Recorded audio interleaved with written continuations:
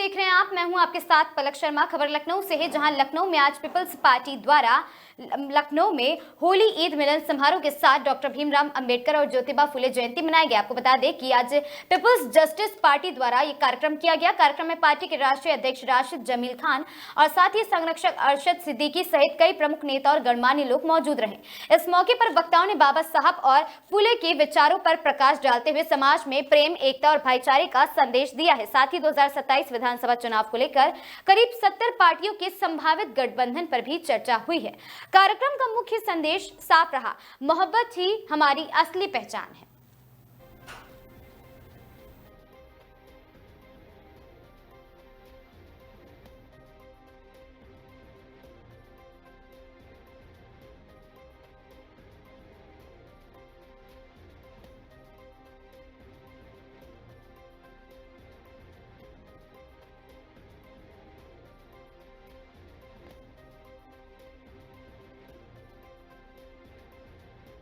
नमस्कार, आप देख रहे हैं आगाज़ टाइम। जैसा कि आपको बता दें कि आज पीपल जस्टिस पार्टी की तरफ से यहाँ पर एक बहुत ही महत्वपूर्ण बैठक रखी गई है। होली ईद और ज्योतिबा फूले भीमराव अंबेडकर की जो जयंती मनाई जाती है उसको लेके हमारे साथ बात करने के लिए मौजूद हैं यहाँ पर काफ़ी लोग। हम उनसे कुछ बात करेंगे।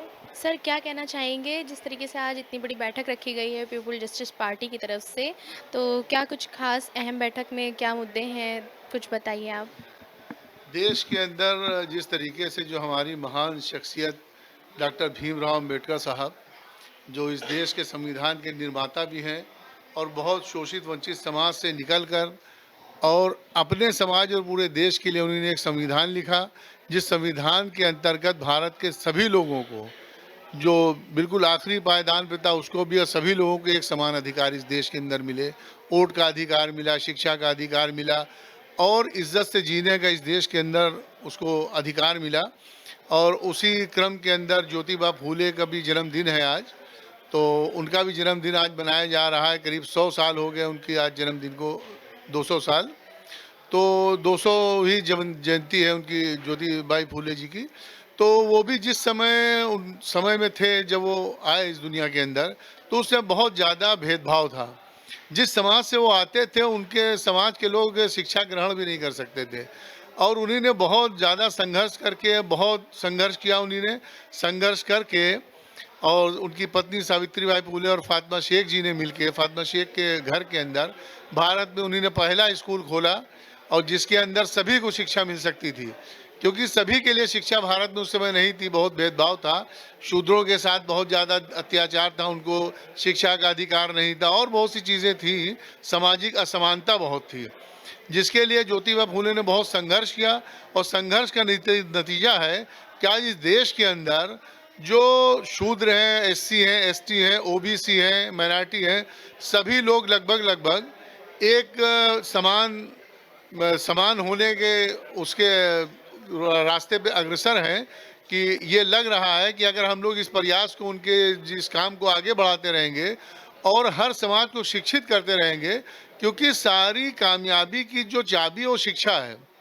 तो हम अगर इस देश को आगे बढ़ाना चाहते हैं, देश के हर वर्ग को शिक्षित करना होगा और शिक्षित करके ही हम आगे इस देश को बढ़ा सकते हैं। और चूंकि ईद का भी मौका था और होली का मौका था, तो इस देश के अंदर बहुत सी पॉलिटिकल पार्टीज़ हैं, जिसमें खासकर एक बीजेपी है या संघ आरएसएस है। उनकी जो आइडियोलॉजी है वो लोगों को बांट कर राजनीति करने की है। वो पहले तो हिंदू मुस्लिम करते हैं और इलेक्शन के बाद फिर जो इस देश के दलित हैं, पिछड़े, उनको भी उनके अधिकारों से वंचित रखते हैं। तो इस तरीके से ये जो ईद और होली मिलन है, इस बात का पैगाम देने की कोशिश की जा रही कि इस देश के अंदर अगड़ा हो, पिछड़ा हो, दलित हो, मुस्लिम हो, किसी भी धर्म का या जाति का लोग हैं, तो सबको जोड़कर इस देश के अंदर आगे बढ़ा जा सकता है, इस देश को ऊंचाइयों पे ले जाया जा सकता है। भारत में इतनी संभावना है, भारत की जो आबादी वही उसकी सबसे बड़ी ताकत है। अगर हमारे देश के अंदर, अगर हमारी सरकार इस देश के अंदर बनती है, हमारे सोच के लोगों की सरकार बनती है, तो ये देश अमेरिका, इंग्लैंड जितनी बड़ी ताकत है उससे आगे निकल सकता है, क्योंकि भारत कृषि प्रधान देश है। अगर हम अपनी इस ताकत को, जो सबसे बड़ी ताकत हमारी जो आबादी है, और कृषि के ऊपर ध्यान देके, किसानों को आगे बढ़ा के, किसानों को सब्सिडी देके, किसानों की लागत को कम करके और आगे बढ़ाने का हम काम, जैसे अभी जो बहुत बड़ा समझौता अमेरिका से हुआ है, ट्रेड डील हुई है, वो भारत के किसानों के लिए बहुत बड़ा अपशगुन है। लेकिन अगर सरकारें चाहे तो इस देश के अंदर कृषि के ऊपर काम करके और देश के अंदर जो देश को हम आगे बढ़ा सकते हैं, बेरोजगारी को दूर कर सकते हैं।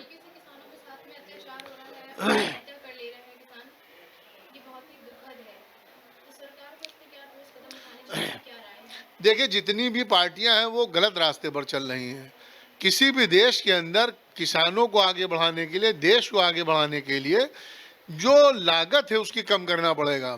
आप जो मार्केट के अंदर वैल्यू, उसको कोई सरकार बढ़ा नहीं सकती, कोई नहीं बढ़ा सकता। लेकिन अगर हम उनकी लागत को कम कर दें तो उनका प्रॉफिट ऑटोमेटिक बढ़ जाएगा। लागत को कम करने का मतलब ये है कि उनकी जो खाद है, उनकी जो बीज है, जो उनको पानी लगाना है, बिजली की आवश्यकता है, इन चीज़ों को सरकार आसान कर सकती है। जो कि बहुत बड़े पैमाने पे खाद में काला बाजारी हो रही है, यहाँ से नेपाल खाद जा रही है, खाद के लिए किसान लाठी खा रहे हैं। अभी देख लिए गेहूँ बिल्कुल कटान का समय है, लेकिन जिस तरीके से ओलावृष्टि हो रहा है, जिस तरीके से पत्थर गिर रहे हैं, बारिश हो रही, किसान बहुत ज़्यादा परेशान है। इतना परेशान है कि सारी फसल लगी हो लेकिन वो घर आने की स्थिति में दाना नहीं है। तो हम अगर इस देश को आगे बढ़ाना चाहते हैं तो सबसे बड़ा हमको किसानों के ऊपर ध्यान देना। किसानों का ध्यान ये देना है कि हमको लागत को कम करना है। हमको जो हम ये डाई यूरिया का इस्तेमाल करके जिस तरीके की खेती कर रहे हैं और जिस तरीके से खाद्य सामग्री के अंदर पेस्टिसाइड का इस्तेमाल कर रहे हैं, कीटनाशक का इस्तेमाल कर रहे हैं, और जिस तरीके से भारत के अंदर पूरी मार्केट के अंदर खाद्य सामग्री, चाहे वो पोल्ट्री फार्म का मुर्गा हो, चाहे वो सब्जियां हो, चाहे दूध की मिलावट हो, इसकी वजह से इस देश के अंदर जो अभी सर्वे हुआ है, तमाम ऑर्गेनाइजेशन ने, इंटरनेशनल और नेशनल ऑर्गेनाइजेशन ने सर्वे किया, भारत के अंदर 2050 तक हर तीसरा व्यक्ति कैंसर की बीमारी से पीड़ित हो जाएगा, ऐसी आशंका है। और बहुत ज़्यादा हार्ट अटैक की प्रॉब्लम्स बढ़ रही हैं, किडनी फेलियर की प्रॉब्लम्स बढ़ रही हैं। तो जो हॉस्पिटल में भीड़ लगी है, वो भीड़ इसीलिए लगी कि उसमें बहुत बड़ा जो योगदान है वो मिलावट का है, खाद्य सामग्रियों के अंदर और तमाम चीज़ों के अंदर। उसके अलावा ये जो जब आदमी बीमार पड़ता है तो यहाँ का इंफ्रास्ट्रक्चर भी इतना बेहतरीन नहीं है हेल्थ का कि लोगों को सही इलाज सरकारी अस्पतालों में मिले। तो जो प्राइवेट हॉस्पिटल हैं वो बहुत बड़ी तादाद में लोगों का शोषण कर रहे हैं, और जिसकी वजह से गरीब लोगों का घर मकान सब बीमारी में बिक जाता है। तो बेहतर ये है कि हम अपना हेल्थ का इंफ्रास्ट्रक्चर सही करें, स्वास्थ्य संबंधी सेवाओं को सही करें, और जो खाद्य सामग्री के अंदर मिलावट हो रही है, जिस भी तरीके के दूध है, दूध 10 लीटर पैदा हो रहा है, 50 लीटर मार्केट में बिक रहा है, कहाँ से आ रहा है? पनीर कितनी नकली बिक रही है, हर चीज़ नकली है, सरसों का तेल नकली है। तो इस तरीके से अगर हम लोग जो काम कर रहे हैं जिस दिशा के अंदर, अगर निश्चित तौर पे हम सरकार में आते हैं, साझेदारी बन के भी आते हैं, तो हमारी पहली प्राथमिकता होगी कि किसानों को सब्सिडी मिले, उनकी लागत मूल्य कम हो। दूसरी चीज़, जितना भी मार्केट के अंदर खाद्य सामग्रियों के अंदर जो भी मिलावट, उस पर सख्त कानून बनाया जाए, क्योंकि किसी को अधिकार नहीं किसी की जान से खेलने का। और स्वास्थ्य संबंधी सेवाओं को बेहतर बनाने का सबसे पहला कदम ही उठाया जाए। और शिक्षा के अंदर, जिसे अभी नेपाल के प्रधानमंत्री ने जो कदम उठाया है कि प्राइवेट संस्थानों को बंद करके और सरकारी स्कूलों को बेहतर बनाने का काम जिस तरीके से अरविंद केजरीवाल जी ने भी किया था, तो भारत के सरकारी स्कूलों की तादाद को बढ़ाना और उनको उनसे बेहतर करना जो प्राइवेट स्कूल हैं, ताकि हर वर्ग का बच्चा जो है, चाहे वो जिलाधिकारी का बेटा हो, पुलिस अधीक्षक का बेटा हो, मुख्यमंत्री का बेटा हो, विधायक का बेटा हो, सब एक जगह पढ़ें। तो शिक्षा का जो मामला, अभी शिक्षा के जो मंदिर है, जो शिक्षा के संस्थान है, वो बंद हो रहे हैं। पूरे देश के अंदर नियर अबाउट 93,000 स्कूल बंद हो चुके हैं और शराब की दुकान खुलती जा रही है। तो देश हमारा किस दिशा में जा रहा है? तो ये बड़ी जो है सोचने की बात है। तो हम लोग शिक्षा के ऊपर जो है पहला ध्यान हम लोग का रहेगा।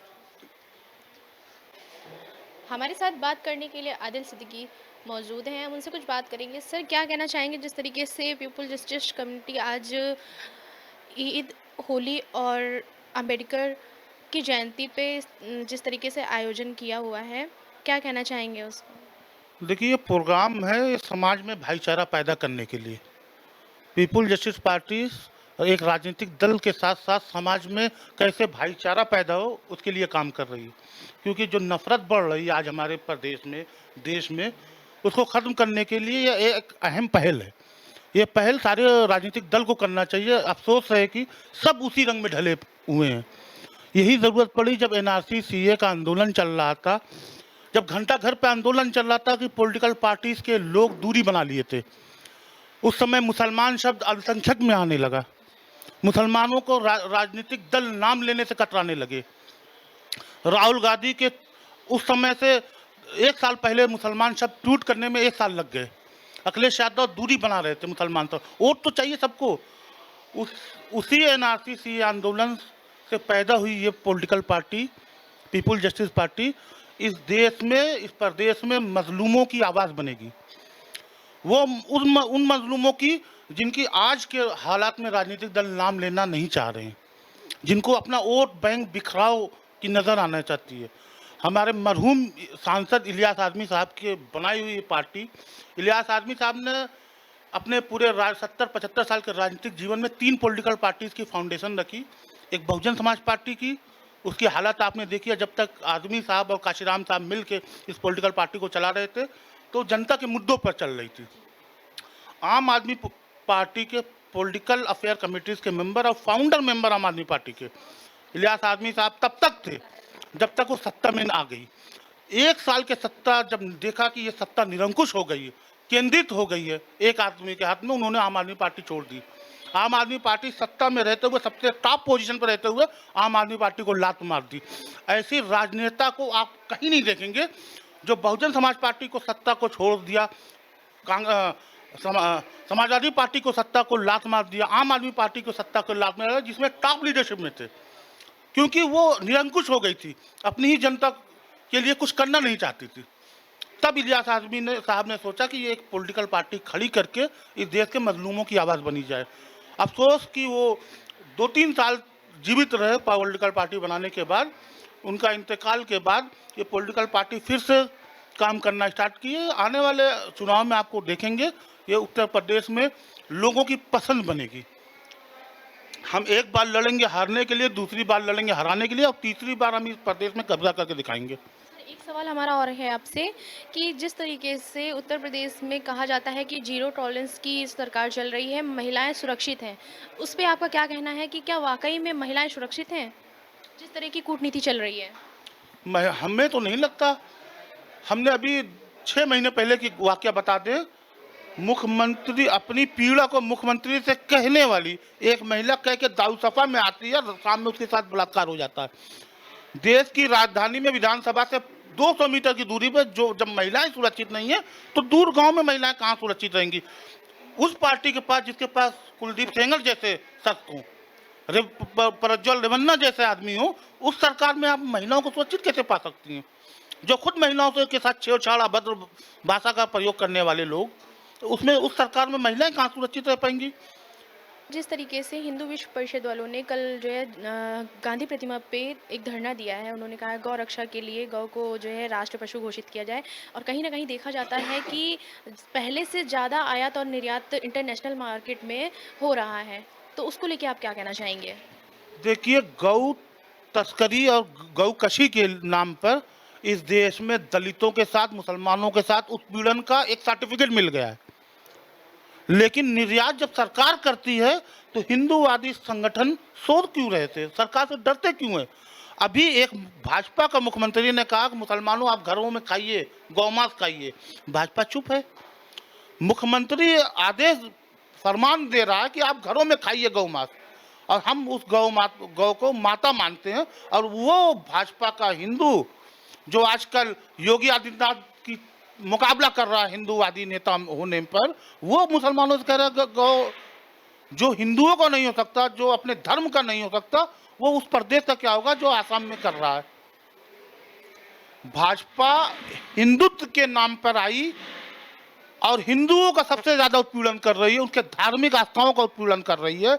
हमने प्रयागराज में देखा, हमने बाबा को देखा किस तरह उनकी चोटियां उखाड़ ली गई, और प्रयागराज में हमने देखा कैसे गायों का निर्यात हो रहा है, जो आस्था का केंद्र है हिंदुओं के, उसके साथ खिलवाड़ कर रही है भारतीय जनता पार्टी। हिंदू सो रहा है, जागेगा। जब जागेगा तो भारतीय जनता पार्टी जहां से स्टार्ट की थी वहां पहुंच जाएगी। हमारे साथ बात करने के लिए मौजूद थे राशिद जमील खान सर, जिन्होंने कहा कि पीपल जस्टिस पार्टी जिस तरीके से काम करती है वो सबको एक साथ ले सबको एक साथ लेके काम करती है, जिनकी कोई नहीं सुनता उनको लेकर चलती है। और आज ज्योतिबा फूले और भीमराव अंबेडकर की जयंती के अवसर पर जिस तरीके से यहाँ पर आयोजन किया गया है कार्यक्रम का, ये एक एकता का प्रतीक है कि होने वाले समय में जिस तरीके से कूटनीति चल रही है उसके खिलाफ उठाए गए कदम है। यहाँ जो लोग मौजूद हैं उनका कहना है कि अगर हमारी पार्टी लड़ती है, एक बार हारने के लिए लड़ेगी और एक बार जीतने के लिए लड़ेगी। ऐसी खबरों के लिए हमारे साथ बने रहें। आप देख रहे हैं आगाज़ टाइम। कैमरा पर्सन अमित के साथ मैं मिताली वर्मा, लखनऊ।